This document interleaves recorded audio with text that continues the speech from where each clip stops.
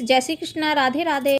प्राचीन समय में चंपावती नगरी में महिष्मान नामक एक राजा राज्य करता था। उसके 4 पुत्र थे। उसका सबसे बड़ा लुम्पक नाम का पुत्र महापापी और दुष्ट था। वह हमेशा पर स्त्री गमन में तथा वेश्याओं के यहाँ जाकर अपने पिता का धन व्यय किया करता था। देवता, ब्राह्मण, वैष्णव आदि सुपात्रों की निंदा करके वह अति प्रसन्न होता था। सारी प्रजा उसके कुकर्मों से बहुत दुखी थी, परंतु युवराज के होने के कारण वह चुपचाप उसके अत्याचारों को सहन करने को विवश थे और किसी में इतना साहस नहीं था कि कोई राजा से उसकी शिकायत करता। परंतु बुराई अधिक समय तक पर्दे में नहीं रहती। एक दिन राजा महिष्मान को लुम्पक के कुकर्मों का पता चल ही गया। तब राजा अत्यधिक क्रोधित हुआ और उसने लुम्पक को अपने राज्य से निकाल दिया। पिता द्वारा त्यागते ही लुम्पक को और सभी ने भी त्याग दिया। अब वह सोचने लगा कि मैं क्या करूं, कहाँ जाऊं। अंत में उसने रात्रि को पिता के राज्य में चोरी करने की ठानी।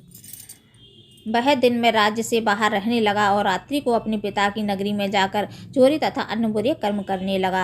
रात में वह जाकर नगर के वासियों को मारता तथा कष्ट देता। वन में वह निर्दोष पशु पक्षियों को मारकर उनका भक्षण किया करता था। किसी किसी रात वह जब नगर में चोरी आदि करते पकड़ा भी जाता तो राजा के डर से पहरेदार उसे छोड़ देते थे। कहते हैं कि कभी कभी अनजाने में भी प्राणी ईश्वर की कृपा का पात्र बन जाता है। ऐसा ही कुछ लुम्पक के साथ भी हुआ। जिस वन में वह रहता था वह वन भगवान को भी बहुत प्रिय था। उस वन में एक प्राचीन पीपल का वृक्ष था तथा उस वन को सभी लोग देवताओं का क्रीड़ा स्थल मानते थे। वन में उसी पीपल के वृक्ष के नीचे महापापी लुम्पक रहता था। कुछ दिन बाद पौष मास के कृष्ण पक्ष की दशमी के दिन वस्त्रहीन होने के कारण लुम्पक तेज ठंड से मूर्छित हो गया। ठंड के कारण वह रात को सो न सका और उसके हाथ पैर अकड़ गए। वह रात बड़ी कठिनता से बीती, किंतु सूर्य के उदय होने पर भी उसकी मूर्छा नहीं टूटी। वह ज्यों का त्यों पड़ा रहा।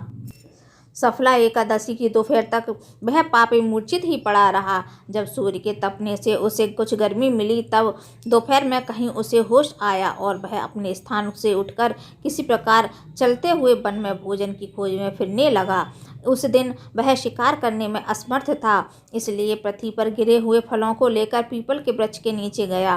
तब तक भगवान सूर्य अस्ताचल को प्रस्थान कर गए थे। भूखा होने के बाद भी वह उन फलों को खा ना सका, क्योंकि कहाँ तो वह नित्य जीवों को मारकर उनका मांस खाता था और कहाँ उसे फल खाना तनिक भी अच्छा नहीं लगा। अतः उसने उन फलों को पीपल की जड़ों के पास रख दिया और दुखी होकर बोला, हे ईश्वर, यह फल आपको ही अर्पण है, इन फलों से आप ही तृप्त हों। ऐसा कहकर वह रोने लगा और रात को उसे नींद ही नहीं आई। वह सारी रात रोता रहा।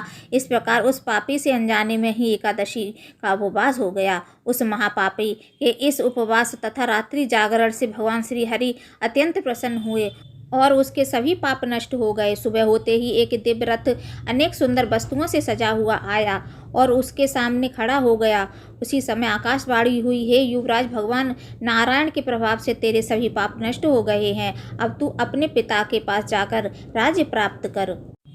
जब यह आकाशवाणी लुम्पक ने सुनी तो वह अत्यंत प्रसन्न होते हुए बोला, हे प्रभु, आपकी जय हो। ऐसा कहकर उसने सुंदर वस्त्र धारण किए और फिर अपने पिता के पास गया। पिता के पास पहुंचकर उसने सारी कथा पिता को सुनाई। पुत्र के मुख से सारा वृत्तांत सुनने के बाद पिता ने अपना सारा राज्य तत्क्षण ही पुत्र को सौंप दिया और स्वयं वन में चला गया। अब लुम्पक शास्त्रानुसार राज करने लगा। उसके स्त्री पुत्र आदि भी श्री हरि विष्णु के परम भक्त बन गए। वृद्धावस्था आने पर वह अपने पुत्र को राज्य सौंपकर भगवान का भजन करने के लिए वन में चला गया और अंत में परम पद को प्राप्त हुए। हे पार्थ, जो मनुष्य श्रद्धा व भक्ति पूर्वक इस सफला एकादशी का उपवास करते हैं उनके सभी पाप नष्ट हो जाते हैं और अंत में मुक्ति प्राप्त होती है। हे अर्जुन, जो मनुष्य इस सफला एकादशी के महात्म को नहीं समझते उन्हें पूंछ और सींगों से विहीन पशु ही समझना चाहिए। सफला एकादशी के महात्म को पढ़ने अथवा श्रवण करने से प्राणी को राजसूय यज्ञ के समान फल प्राप्त होता है।